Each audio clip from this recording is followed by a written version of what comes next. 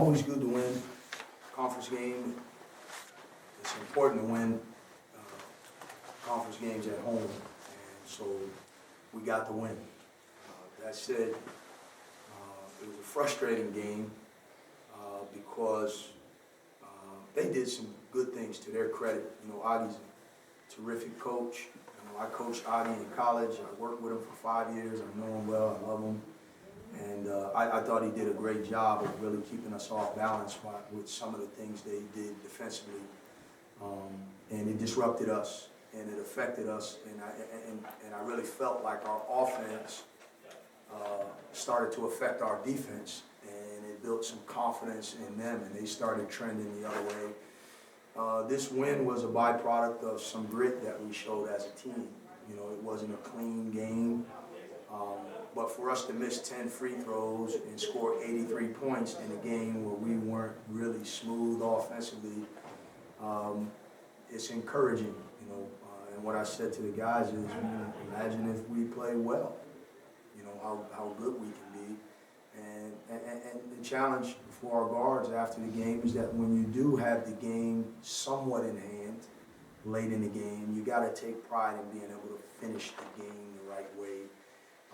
And I think our guys kind of looked at the scoreboard and felt like the game was over, and the next thing you know, with 12 seconds to go, it's a two-possession game. So there's a lot of learning, and I think it's underrated how inexperienced our group is in general, even though we have some guys whose classification might make them upperclassmen. But guys like Justin and Corey and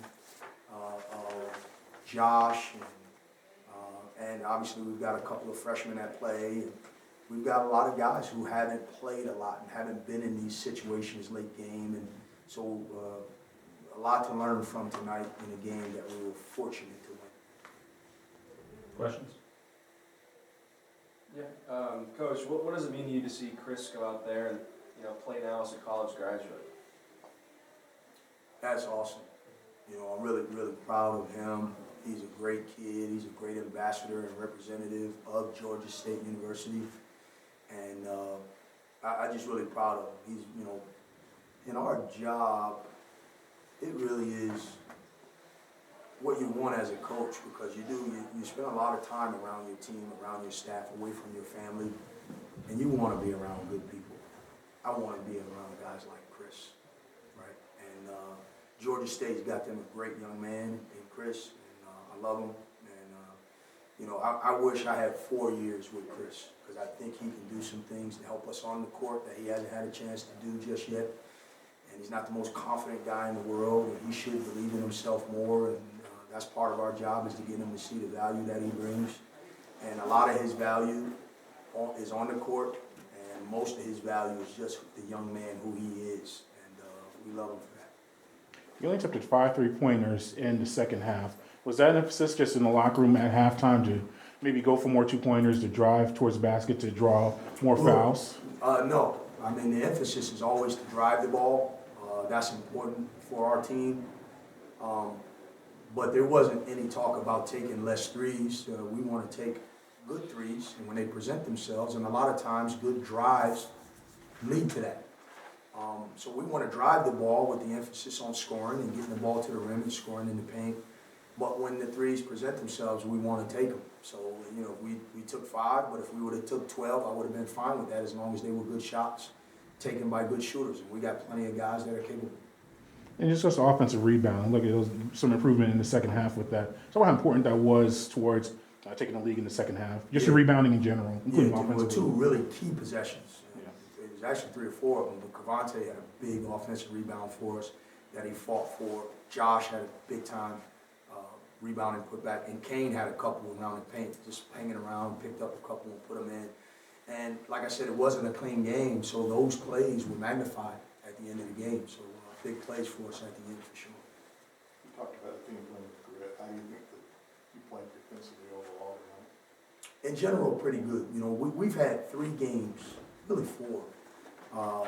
Charlotte runs a Princeton-style system, which really requires a lot of defensive discipline. And then we played Dartmouth the next game, who plays the same system, but they shoot the ball more from 3, and they're a better shooting team. And then we went to Mercer, where they run a lot of sets and a lot of screens and a lot of dribble handoffs. And then Augie is running a system that's pure 5-man motion.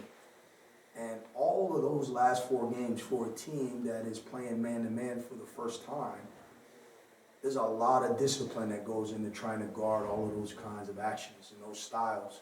So it's an underrated thing for this group to have managed that over the last 4 games. And each of those experiences will now create a frame of reference going forward. These concepts, because I didn't plan it like this, but these are hard concepts. The Princeton offense, what Purdue, basically, what Greg Gary is doing at Mercer, comes from that school.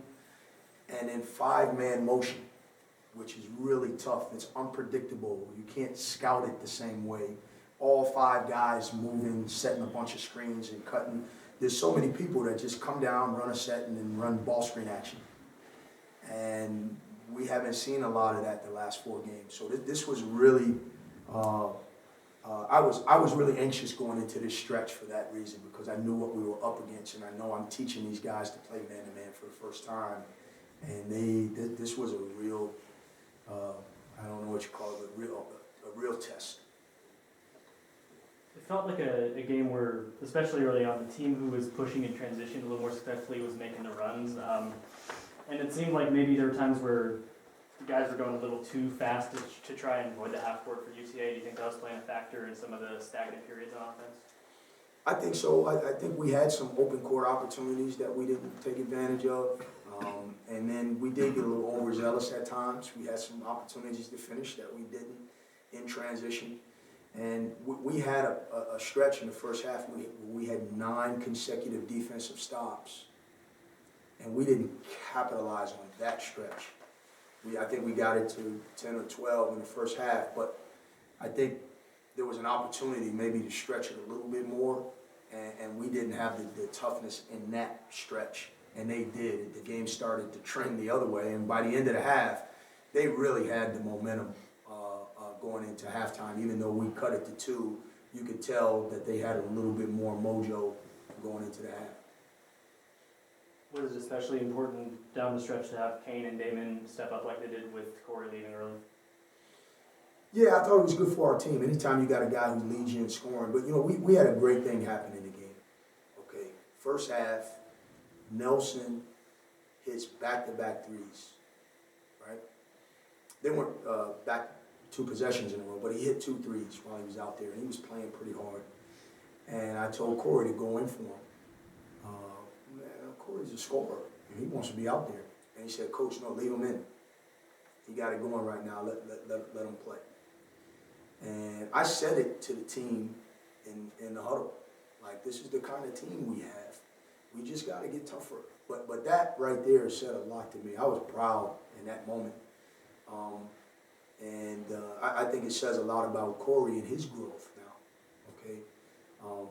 The 2 years that he was at Detroit, they won 8 games.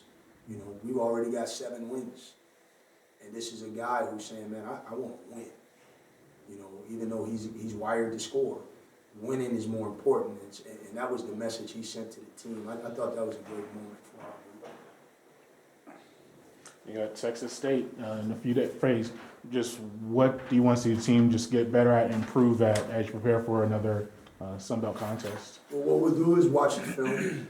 I'll be up later than you tonight, and we'll try to learn in as much of a condensed way as possible what we can from tonight, and then we got to turn the page, and that's great. That's what it's all about. Like to get another chance to play a home game against a team that was, I think, were they picked to win it? Were they picked number 1? Top 2, 3. Both of these teams, right? So that's a great opportunity for us because we know they're good, we know they're well coached. I've known Coach a long time, and so we know it's going to be a dogfight. I don't know what happened in their game tonight, but if they won, they're going to try to go a 2-0 road trip, and if they lost, they're going to really need a win. So either way, we're going to see them at their best. Thanks, guys. All right.